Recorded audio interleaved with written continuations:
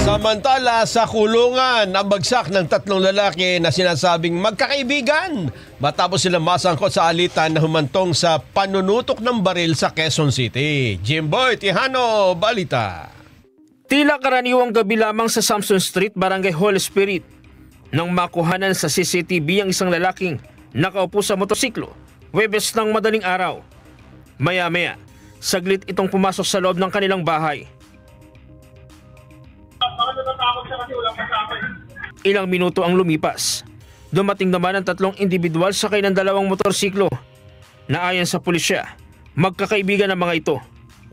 Paglabas ng lalaki, saglit nagkaroon ng pag-uusap sa magkabilang panig hanggang sa mauwi sa mainitang pagtatalo. Humantong rin sa panunutok ng baril.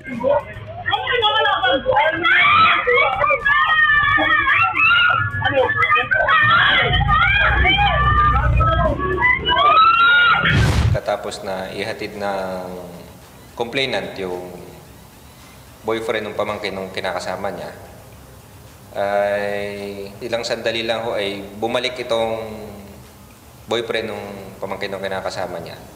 Kasama na ho yung mga kaibigan nito. Pagkatapos ho nung nagkaroon ng alitan, konfrontasyon, so doon na ho nagkainitan yung kabilang panig at doon na ho siya binunutan at tinutukan ng baril.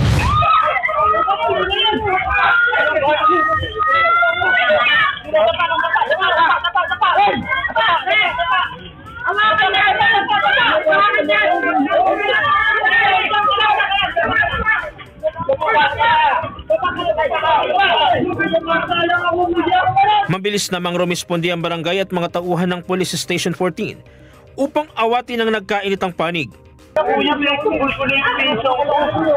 Makikita sa video ang pag-aresto sa mga sangkot. 2 ang unang naaresto sa lugar, habang ang isa pa ay nadakip sa follow-up operation sa kanyang tirahan. Ayon sa PNP, nagsimula umano ang gusot sa personal na alitan na may kinalaman sa pamilya.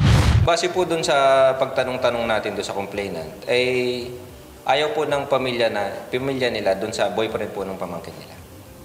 Kaya hindi siguro tanggap nitong boyfriend, kaya nagkaroon po ng ganong insidente.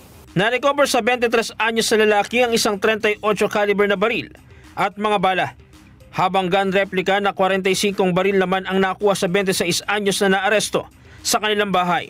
So doon po sa na-recover nating firearm ay nagkapag-request na po tayo ng firearms verification, pero po lumalabas doon na hindi po sila lisensyado na magkaroon po ng sarili nilang baril. Paliwanag ng mga suspect. Sir, inom po kami. Sir, wait lang. May dumating po. Sabi po nung dumating, sa korte na lang po kami magsasalita. Sir, sa korte na lang po natin pag-usapan, sir. Kasalukuyang nahaharap ang 3 sa reklamo ng grave threat, habang may karagdagang reklamong physical injury at paglabag sa Comprehensive Firearms and Ammunition Regulation Act laban sa 2 sa kanila. Jim Tihano, para sa 100% balita.